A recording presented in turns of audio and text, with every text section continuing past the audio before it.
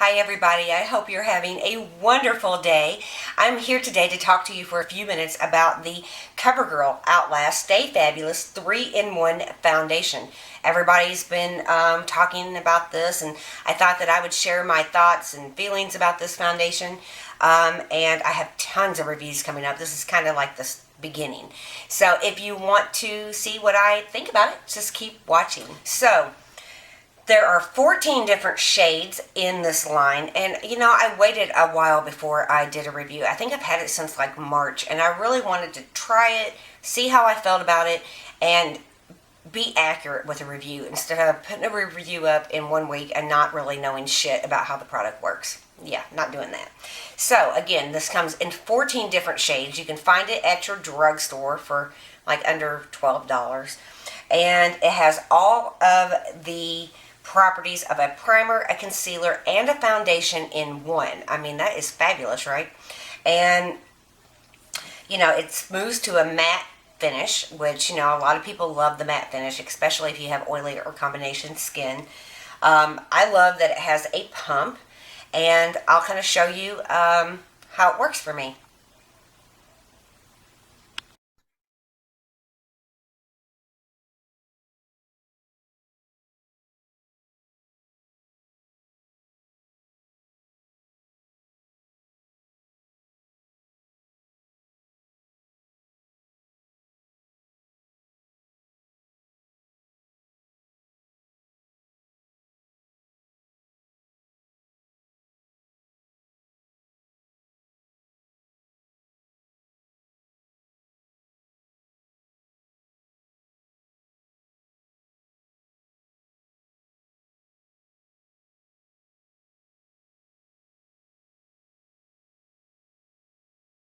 So I'm wearing it now, as you can tell, and I actually like it, even though I have dry skin. I'm not a huge fan of matte foundations. The color, again, a little bit light, at least for me, but it's still doable because I can warm it up with a bronzer or whatever. I like to use my fingers, as you saw, to put it on. It really does cover super nice.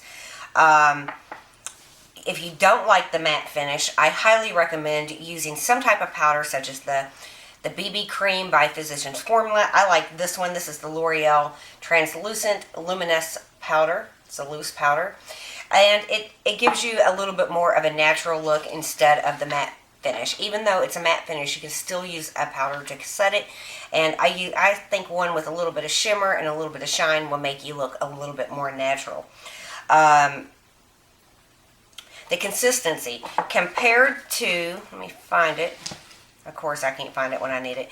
Compared to here it is, to the Revlon Color Stay, this one has a much lighter consistency. You don't feel like you're putting a ton of makeup on when you do one layer. This is buildable. It builds up fine. I do one layer and then I add a little bit more where needed. But like a pump and a half is more than enough for my face. It is really nice. It is a matte finish. And again, if you have dry skin, don't be scared of that, because if you're out in the heat, it's really going to help you from being so shiny, even if, you're not oily. You sweat and that sweat gets shiny, and yeah, not good. This product lasts on me a very, very long time. In the cooler weather, it's lasted up to 8 hours. In the hot sun, it's lasted about 6, which is really, really nice. The transfer, it's minimal. I don't find it on my clothes or on my husband's clothes. There is no heavy scent. The scent in the Color Stay is definitely more heavy than the CoverGirl Outlast Stay Fabulous. I think that if you put a concealer on afterwards, even, thinking you need one, I think I think it's just too much, and I think it shows the lines worse. So I recommend always using a moisturizer with this product, because, if you have dry skin, it will kind of sink a little bit into the fine lines, and the moisturizer really helps prevent that. And if you're using concealer, I actually recommend with this foundation putting the concealer on first. And that will kind of prevent the big cakey look around your eyes. And like if you use concealer in your nose area, it'll prevent it from being like too much. I think if you have oily skin, you're absolutely going to love this product because it holds up so well. You don't have breakthrough shiny moments with it.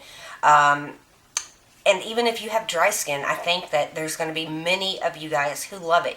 Always moisturize first because that will help. And again, use some type of luminous powder because that really does seem to make the difference for me. You'll be able to see in the before and after pictures that it takes away the redness. I can put this on without concealer, put on a little bit of this powder, and I feel confident that it's going to hold up through the day. It's still not one of my #1 foundations, but it's a good one and good enough where, you know, if I needed to grab it and put it on, I feel very comfortable with that. I think that it's going to last all day long. It's not going to transfer on clothes. It's going to hold up really well for you. The only problem is the matte finish if you don't like that kind of finish. I'm not a huge powder girl. With the dry skin, it usually just brings out the dry areas even more. So, but, you know, even though I'm saying that, I still use a little bit of powder to set it. And this one has just the right amount of sheen to it where it doesn't look heavy and it doesn't look powdery, if you will. So, again, this is a great drugstore foundation. I think it's going to be one of the gems that everybody is going to keep talking about for a long time to come. Because, you know, when you combine a primer and a concealer and a foundation in one, you know, that's a big thing because, you know, I love being able to knock out time by not having to use the primer or the concealer. And I know a lot of other people feel the same way. So I think this will be talked about for a very long time. I think it's a great foundation for a drugstore product, and I'm pleasantly surprised with it. So let me know if you've tried it, what you think about it, how it works on your skin, and let me know if it's oily skin or dry skin. And I'm going to keep using it. I really like it on hot days when I'm going to be out of the house, and I find that on those days, this is a great foundation.